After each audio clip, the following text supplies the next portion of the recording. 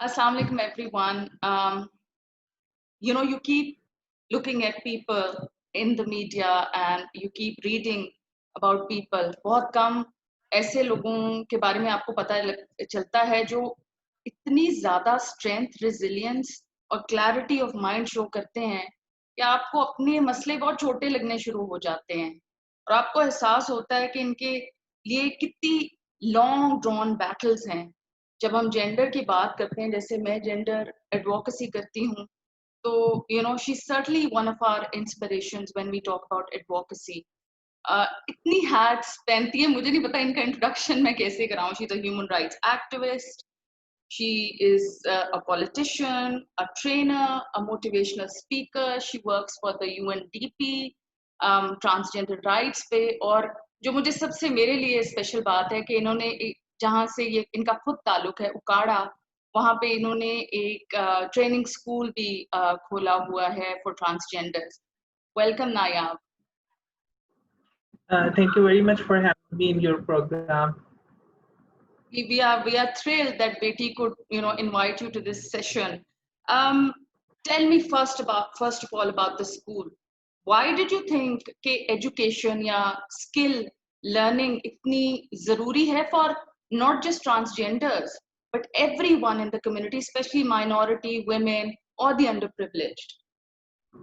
ठीक है, सबसे पहले जब हम बेसिकली हम जब राइट्स की बात करते हैं कि हमारे ये हकूक हैं, वो हकूक हैं, तो सबसे ज्यादा जरूरी बात है कि वनरेबल कम्युनिटीज के लिए उनको उनके राइट्स के बारे में जानना कि हमारे राइट्स हैं क्या। जब हमें अपने हकूक का पता ही नहीं होगा तो हम मांगेंगे कैसे, और हकूक का पता कैसे चलेगा जब आप पढ़े लिखे होंगे। आपको एटलीस्ट इतना शऊर होगा कि आप जो है वो अपनी बेसिक राइट्स जो हैं, जो लोग वायलेट कर रहे होते हैं और आप वो वायलेशन जो है वो अपनी डेली रूटीन का हिस्सा बना रहे होते हैं, तो उनके जानने के लिए आपको एजुकेशन बहुत जरूरी है। और एजुकेशन में आप बेशक फॉर्मल की तरफ ना जाएं, फॉर्मल एजुकेशन की तरफ ना जाएं, आप एटलीस्ट यू शुड अवेयर कि आपको इतना पढ़ना आना चाहिए, आपको इतनी समझ होनी चाहिए कि लोग आपके बारे में क्या बोल रहे हैं, आपके बारे में लिखा क्या जा रहा है, आपके बारे में पढ़ा क्या जा रहा है।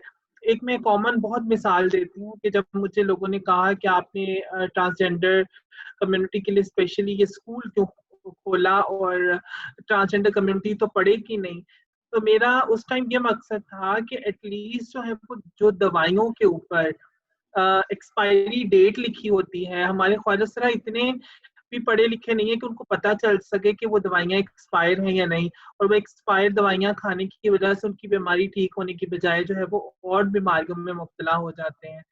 तो और सम टाइम ऐसा होता है कि जो है वो किसी दवाई खाने की बजाय कोई इस तरह जहरीला केमिकल जो है वो लोग खा चुके होते हैं, तो जिसकी वजह से उनकी मौत वाक़या हो जाती है। मेरे बहुत सी कम्युनिटी के लोग इस तरीके से उन लोगों की डेथ हुई। तो that was the basic motivation कि एटलीस्ट जो है वो कम्युनिटी सबसे ज्यादा जो भी वनरेबल कम्युनिटीज हैं, जिस तरह पहले खवातीन, अब जो कुछ खवातीन के राइट्स पे कुछ ना कुछ बेहतरी आनी शुरू हुई है, खवातीन के साथ साथ अब ट्रांसजेंडर कम्युनिटी, डिसेबल पर्सनस, इसके अलावा माइनॉरिटीज, रिलीजियस माइनॉरिटीज, तो सबको जो है वो तालीम हासिल करने की जरूरत है कि बेसिकली आपको अपने बारे में पता होना चाहिए कि ये जो हक जो है वो आपका पैदाइशी जो हक है वो कोई आपसे छीन नहीं सकता है। तो this is was the basic motivation for me. आपने बड़ी प्यारी बात की। जब मेरा भी जो भी एडवोकेसी में काम होता था, मैं बच्चियों को हमेशा ये कहती थी कि you are open to abuse. जब आप तालीम नहीं हासिल करेंगे, आपको ये नहीं पता आपके बारे में बिल पास हो रहे हैं, आपके बारे में फैसले किए जा रहे हैं, और आपको अब ये भी नहीं पता कि निकाह नामे के नकात क्या है। सिंपल बात है जिनसे आपका डायरेक्ट लिंक है। एंड एक बात मैं आपसे पूछना चाहूंगी, जब आपने ये ट्रेनिंग इंस्टीट्यूशन खोला, आपने तो बहुत बैकलैश ऑब्वियसली फेस किया होगा, बट अब उसके क्या वो सक्सेस है? और अगर वो सक्सेस है तो आप पाकिस्तान में कहीं और खोलना चाहेंगी? मैं ना आपको सबसे पहले मैं बताती हूँ कि मैं ना जब स्कूल में पढ़ रही थी ना, सबसे पहले तो मैं अपने आप को लकी समझती हूँ कि जो है वो मेरी mother she was educated women, और उन्होंने मुझे जो है वो उनकी वजह से वो एक दिल के अंदर जज्बा पैदा हुआ कि नहीं नायाब तुमने भी पढ़ना है। तो वो मैं पढ़ती थी, लेकिन मेरे जो है वो father he was not supportive. तो हालांकि ही इज वेरी रिच गाय, और मुझे घर से बाहर निकलना और लाइक 13 साल की उम्र तक भी, 13 साल की उम्र में तो मुझे निकाल ही दिया गया, लेकिन 13 साल से पहले तक भी जब मैं 8वीं क्लास में थी तो मेरे स्कूल फीस देने के लिए मेरे पास पैसे नहीं होते थे, और मेरे फादर ने कहा था कि मैं बिल्कुल तुम लोगों को 1 रुपया नहीं दूंगा अगर इसने पढ़ना है तो। और मैं स्कूल की वो जो प्रैक्टिकल नोटबुक्स होती हैं 9th-10th में, तो वो मैं सीनियर क्लास के स्टूडेंट्स की बनाती होती थी, और आई चार्ज 200 रुपीज फॉर दैट। और इलाहाबाद इकबाल ओपन यूनिवर्सिटी के जो कुछ स्टूडेंट होते थे उनके असाइनमेंट्स जो है वो मैं कॉपी करती होती थी, और कॉपी करके जो है वो मैं उनको बना के देती होती थी। तो दिस वाज कि लाइक कि आपको एजुकेशन हासिल करने का जज्बा हो, आपके अंदर करेज हो, लेकिन आपके पास रिसोर्सेज ना हो। तो हमारी कम्युनिटी के पास आई because I face these challenges being a transgender person. अब पहले तो फैमिली चाहती है कि आप लोग घर के अंदर कैद होके रहो, कि आपको जो है वो कोई बाहर ना निकलो, ना किसी को पता चले कि हमारा बच्चा ट्रांसजेंडर है। लेकिन बिल्कुल। इंसान है, इंसान कैद में नहीं रह सकता। आप किसी जानवर को कैद में नहीं रख सकते, तो फिर आप इंसान को कैद में रखने की बात करते हो। तो बच्चे ने तो बाहर निकलना ही होता है, क्योंकि बच्चे को उस तरह के हालात का नहीं पता होता। तो ट्रांसजेंडर कम्युनिटी ये पहले तो स्कूलों में जाती नहीं है, माँ बाप नहीं भेजते, अगर चले जाएं तो वहाँ पे बुलिंग हरासमेंट का इतना सामना करना पड़ता है कि वो मजबूरन बेचारे जो है वो स्कूल कॉलेज छोड़ देते हैं और वो माशरे के रहमो करम पे आ जाते हैं। तो this type institution should be established all over, और आई एम ट्राइंग के जो है वो मैं इसको एक इस्लामाबाद में और मुल्तान में इसको एस्टेब्लिश करूं। और हमारी मुल्तान की जो है वो वहाँ पे शेल्टर होम और ट्रेनिंग इंस्टीट्यूट जो है वो ऑलमोस्ट जो है वो उसको स्टैब्लिश होने जा रहा है। वो होपफुली नेक्स्ट मंथ हमारा काम कंप्लीट हो जाएगा। इस्लामाबाद में भी हमने शेल्टर होम जो है वो उसको स्टैब्लिश कर लिया है, और वी आर वेरी होपफुल कि जैसे ही हमारे पास ट्रांसजेंडर कम्युनिटी की स्ट्रेंथ होती है तो हम जो है वो एक ट्रेनिंग इंस्टीट्यूट भी स्टार्ट कर देंगे। बात आपकी सही है, मगर एक लर्न्ड बिहेवियर है जो मेरा ख्याल है ट्रांसजेंडर्स ने भी एक बिहेवियर लर्न किया हुआ है, उसको अनलर्न करने में भी बहुत टाइम लगेगा। जब आप जैसी एग्जांपल सामने नजर आएंगी तो कहेंगे ओके शी डिड इट, मैं भी कर सकती हूँ। आपने वनरेबल कम्युनिटीज की बात की, और डेफिनेटली शेल्टर होम्स तभी बनाए जाते हैं बिकॉज हमें ये लगता है कि they are open to abuse. इनके साथ ऐसे वाकयात घर से निकाला जा सकता है, मे बी बीमार हो तो कोई सपोर्ट ना हो। um, आपने इनके राइट्स के लिए बहुत काम किया है, आपने एनी काइंड ऑफ सोशल और इकोनॉमिक डेवलपमेंट के लिए बहुत काम किया है। कौन सी ऐसी चीज है जिससे आप अभी भी बहुत बड़ा चैलेंज समझती हैं? क्या वो लोगों का थॉट प्रोसेस है, मीडिया में जिस तरह डिपिक्शन है, क्या ऐसी चीज है? देखिए, मैं इसी चीज को जरा इलेबोरेट करती हूँ, अनपैक करने की कोशिश करती हूँ कि चैलेंजेस जो है वो दो के हमारे पास लॉ मौजूद है, अभी ट्रांसजेंडर राइट्स प्रोटेक्शन एक्ट मौजूद है, लेकिन उसकी इम्प्लीमेंटेशन नहीं है। हमारे पास इतने कवानीन मौजूद हैं जिनकी जो है वो इम्प्लीमेंटेशन नहीं होती, जिसकी वजह से बहुत से लोग जो है वो अपने बुनियादी हकूक से महरूम हो जाते हैं। ट्रांसजेंडर कम्युनिटी की बात, ट्रांसजेंडर कम्युनिटी को कोई सीरियस ही नहीं लेता। अगर कोई आप पॉलिटिशियन की बात करें, आप पॉलिटिकल पार्टीज की बात करें, आप गवर्नमेंट की बात करें, तो उनके एजेंडे पे ही ट्रांसजेंडर राइट्स नहीं है। अगर एजेंडा पे, उनके मैनिफेस्टो पे ट्रांसजेंडर राइट्स होते तो कब का ये कानून जो है वो इम्प्लीमेंट हो चुका होता। सोसाइटी बिहेवियर तो वो शुरू से ही मसला है, वो स्टिग्मा और डिस्क्रिमिनेशन जो है वो शुरू से ही एक प्रॉब्लम है जो कि ट्रांसजेंडर कम्युनिटी के साथ एसोसिएट कर दिया गया है। लेट्स सपोज कि अगर मैं आज किसी जॉब के लिए चली जाती हूँ and I am very well educated person, कि मैं किसी और इदारे में अप्लाई करती हूँ, तो वहां पे जो लोग मुझे नहीं जानते 100 मरतबा मेरे सर से लेके पांव तक देखेंगे, है ये ट्रांसजेंडर कम्युनिटी से इसका ताल्लुक है, ये ख्वाजा सराबी अब नौकरियां करेंगे। तो ये स्टिग्मा का लेवल, वो जो पहले ही बगैर किसी चीज को जाने, बगैर किसी चीज को समझे जो आप सोच अपने जहन में बना लेते हैं, तो वो हमारे ट्रांसजेंडर कम्युनिटी के साथ जो है वो एसोसिएट किया हुआ है। और वो stigma, this is the biggest challenge. तो ट्रांसजेंडर कम्युनिटी इसी वजह से जो है वो सोसाइटी में जो है वो आप सरवाइव नहीं कर सकती। मैं आपको एक मिसाल देती हूँ, एक में इंसिडेंट अपना मेरे साथ में पिछले दिनों हुआ। मैं एक जुडिशियल एकेडमी में थी और वहाँ पे as a lead trainer, and I was training on, I was building the capacity of these actor of justice on gender sensitisation कि व्हाट इज जेंडर, और आप अगर जेंडर बेस्ड वायलेंस की बात करें, how to address these violence और gender sensitive terminology. तो it was a full day module जो मैंने उनको डिलीवर करना था। मैंने अपनी ट्रेनिंग्स डिलीवर की, मैंने न्यूरो लिंग्विस्टिक टेक्निक्स यूज की कि तो उनको चीजें बेहतर अच्छे तरीके से वो लोग समझ के, एक जो स्किल्ड और जो है वो पर्सन के, एक हाईली सर्टिफाइड जो ट्रेनर जो है वो टेक्निक्स यूज करता है, आई यूज ऑल दैट। तो लास्ट में मैंने उनको ये कहा, जब मैं जेंडर बाइसेस की उनके साथ बात करने लगी, तो मैंने उनको कहा कि आपको मैंने ट्रेनिंग करवाई है सुबह से लेकर शाम तक, आपको लगता है कि अगर कोई ख्वाजा सरा, सॉरी, मैंने उनसे क्वेश्चन किया कि जो है वो अगर आप ख्वाजा सरा में आपके सामने एक लफ्ज लिखूं या ट्रांसजेंडर का लफ्ज लिखूं, तो डू यू थिंक कि आपके जहन में क्या आएगा? अपने जहन में एक इमेज बनाए। तो उनमें मेजोरिटी के जो आंसर्स थे, वो आंसर थे कि मेरे जहन में जो है वो एक भीख मांगता हुआ इंसान नजर आ रहा है। एक कह रहा था मेरे जहन में एक प्रोस्टिट्यूशन करता हुआ इंसान नजर आ रहा है, कोई कह रहा था नाचता हुआ इंसान नजर आता है।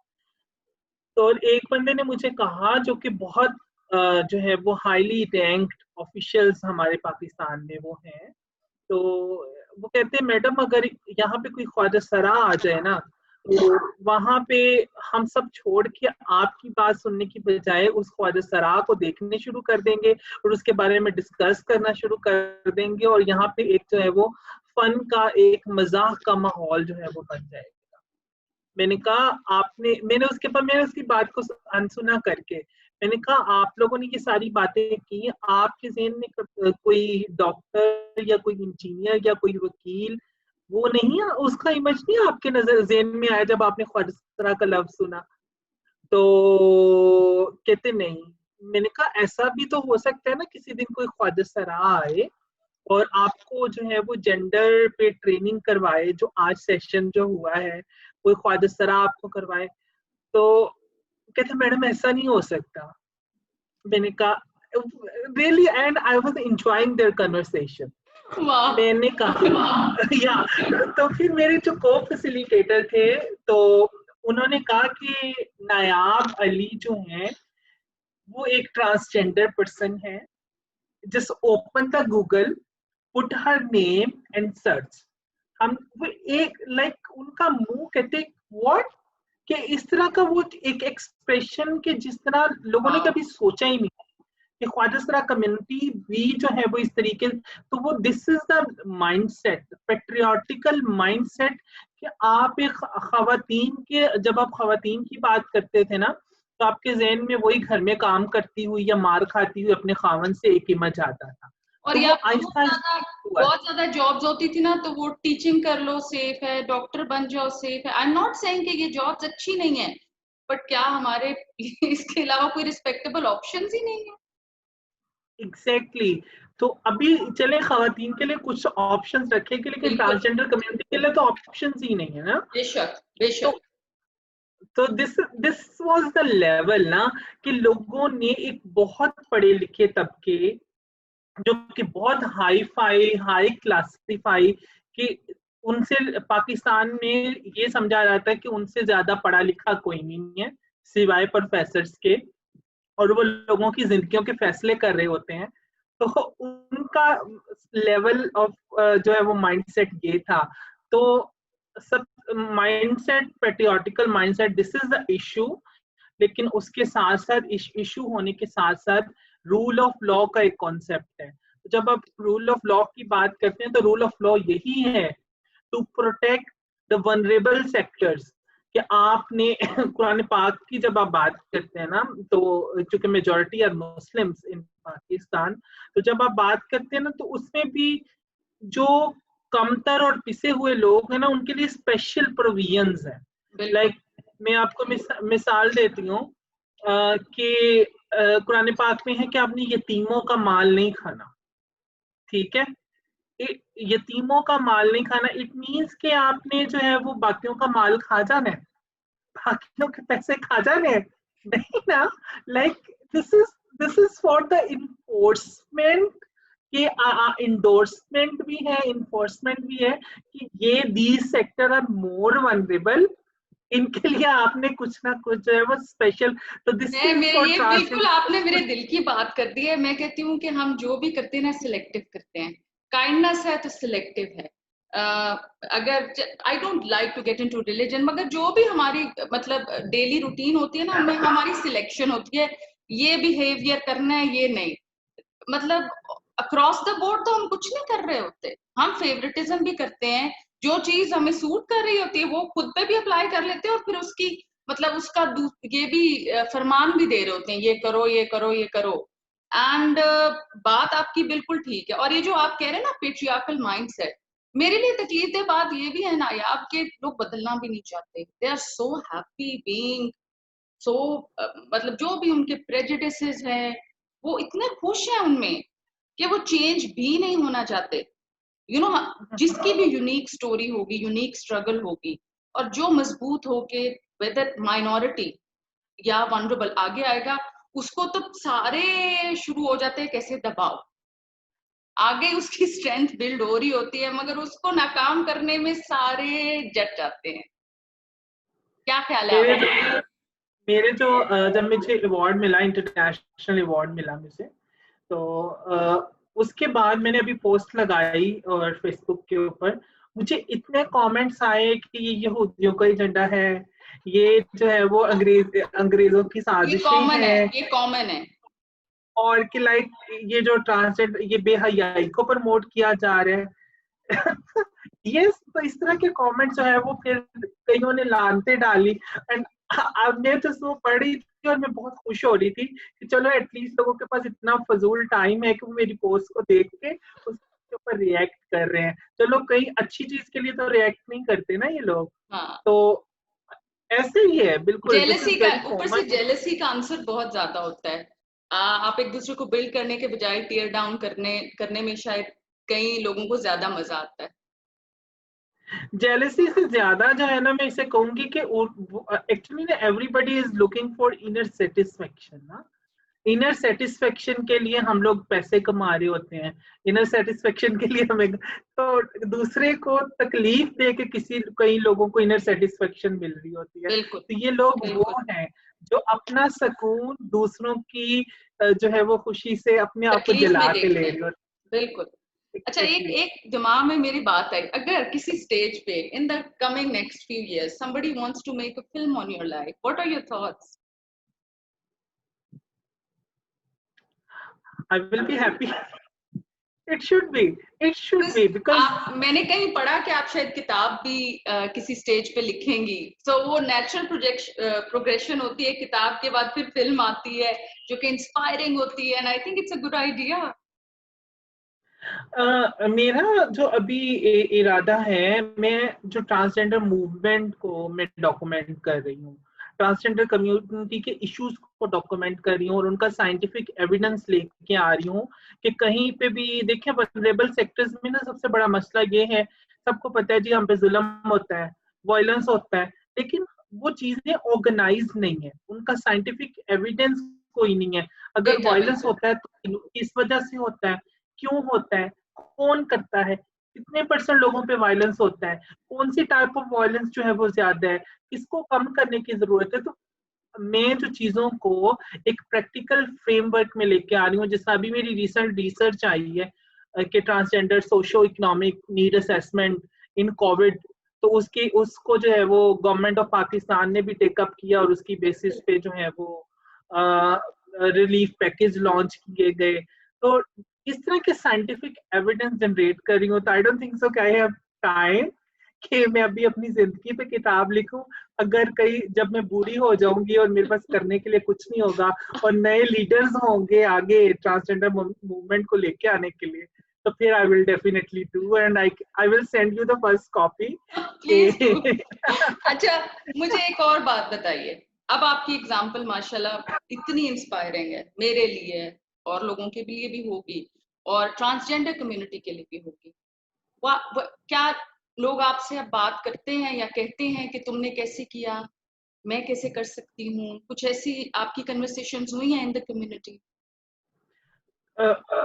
मैं आपको अभी मिसाल, मेरा मेरा जो है ना मकसद ये है रामा, कि मेरा मकसद ये है कि मैं नए लीडर्स जो है वो लेके आ रही हूँ कम्युनिटी में। नायाब अली को लोगों ने देख देख के लोग थक चुके हैं। मेरा नहीं ख्याल, नायाब, वैसे ये आपको लग रहा है। मुझे देखिए ना, मैं चीजों को डिलीवर करना चाह रही हूँ, पर्सनली मैं डिलीवर करना चाह रही हूँ कि जो मेरी स्ट्रगल है या मेरी जो है वो लर्निंग्स हैं, वो मैं नए आने वाले लोगों में डिलीवर करूँ और नए लीडर्स लेके आऊँ। तो कम्युनिटी के बहुत से लोग जो होते हैं, जब मेरी इंटरव्यूज सुनते हैं, मेरी बातें सुनते हैं, दे come to me, they contact me कि मैम हम जो है वो बढ़ना चाह रहे हैं, हमें सपोर्ट दें। जिस तरह अभी डॉल्फिन का नाम मैं लूंगी कि डॉल्फिन आई पिशावर से और शी रिक्वेस्टेड, मैं उसको बैतुल माल से लेके गई और उनको वहां से सपोर्ट बिल्कुल, दिलवा दी मैंने कि पढ़ा था। Excellent initiative. पीएचडी तक जो है वो बैतुल माल ने उनको सपोर्ट करने के लिए जो है एग्री हुए। इसी तरह जो है वो आजकल एक नई जो है वो ट्रांसजेंडर लीडर उभर के सामने आई है, रीम, जिन्होंने अभी पुलिस ज्वाइन की है। तो उस देखिए कि वो बच्ची already she was doing a job in a NGO on very handsome salary. तो लेकिन उसने जब हमारी कन्वर्सेशन अक्सर होती रही, तो शी सेड कि नहीं, मुझे कम्युनिटी के लिए कुछ करना है और I will sacrifice my job, कि अगर मुझे कोई ऐसी जॉब मिल जाए, कोई ऐसी पोजीशन मिल जाए जहां पे मैं अपनी कम्युनिटी को सर्व कर दूं। और now she is another role model. इसी तरह सारो है मुल्तान से, she is running an organisation. तो इस टाइप के जो लोग जो हैं वो लीडर सामने आ रहे हैं। तो कहीं ना कहीं मैं समझती हूँ कि जहाँ पे भी इनको सपोर्ट की जरूरत होती है, रास्ता दिखाने की जरूरत होती है, तो मैं बिल्कुल इन लोगों के साथ होती हूँ। लेकिन अपने आप को प्रूव करना, अपने आप को साबित करना, अपनी मेहनत से साबित करना, वो डेफिनेटली ये लोग खुद ही करते हैं और इन्हीं लोगों का साथ है। तो मुझे इन्हीं लोगों लगता की है मेहनत। मुझे लगता है कि एक लीडर की सबसे खूबसूरत खासियत ये होती है कि वो सेल्फिश नहीं होता, वो दूसरों को बिल्ड करता। और आपकी बातों से मुझे एहसास हो रहा है कि आप में ये खासियत कूट कूट के भरी है। मुझे पता है ये बहुत ये एक ऐसा इंटरव्यू है जिसमें बार बार तारीफ है, but Nayab again, you have no idea what impact you had on people, और आपको कितना प्यार करते हैं लोग। जाहिर है जिनके प्रेजुडिस है भाई, उनका अपना सिलसिला है। और मुझे बहुत खुशी हुई कि आपने आज मेरे से बात की, बेटी की ऑडियंस से बात की, because a lot of people हम आपके बारे में पोस्ट बहुत करते हैं, हम आपको फॉलो भी करते हैं सोशल मीडिया पे। तो हमारे लिए हमेशा इंटरेस्टिंग होता है कि आप क्या नई चीज कर रही हैं, और if there is anything we can ever do for you, please do let us know. जाते हुए आपसे एक रिक्वेस्ट जरूर है कि आप बेटी के पढ़ने वाले और देखने वालों को क्या मैसेज देंगे? देखें, सबसे पहले तो जिस तरह आपने बहुत जो है वो these are kind words and it means a lot for me जो आपने कहे। बेटी की पोस्ट में देख रही होती हूँ, बेटी का बहुत बड़ा कंट्रीब्यूशन है कम्युनिटी को, हमारी आवाम को, हमारी सोसाइटी को अवेयर करने में। और these are actual messages that you people are giving, और आपकी वजह से जो है वो बहुत से लोगों की लाइफ चेंज हो रही है। आपकी वजह से बहुत से लोगों ने जेंडर इक्वालिटी का कॉन्सेप्ट सीख लिया है। बहुत से लोगों को पता है कि हमने जो है वो इंसानों को इंसान समझना है। तो स्पेशली फॉर बेटी इट्स के जो है वो you people are doing amazing job. और मैं अक्सर देख रही होती हूँ आपको सोशल मीडिया पे फॉलो कर रही होती हूँ, आपकी पोस्ट देख रही होती हूँ। और सेकेंडली जो है वो फॉर योर ऑडियंस कि इंसान को इंसान समझें, क्योंकि अगर आप मर्द हैं या औरत हैं या मैं ख्वाजा सरा हूँ तो इसमें ना कोई हमारी जो है वो कसूर है इसमें, और ना ही इसमें हमारी अपनी कोई मर्जी है। तो इन सारी जिन्स की सिंफ की कयूद से जो है वो आज़ाद होके इंसानों को एक समझें, बराबर समझें। और अगर आप ये सारी की सारी जो है वो बैरियर्स जो हैं वो हटा देंगे, मजहब के, रंग के, नस्ल के, सिंफ के, जिन्स के, तो आप देखेंगे दुनिया कितनी खूबसूरत हो जाएगी और आपको जन्नत यहीं पे मिल जाएगी। बेशक। इन वर्ड्स पे हम आज का इंटरव्यू एंड करते हैं। Thank you so much once again. अपना ख्याल रखें और I hope you have a nice Eid and you know we keep following you, doing everything that you do, and we are very proud of you. Thank you.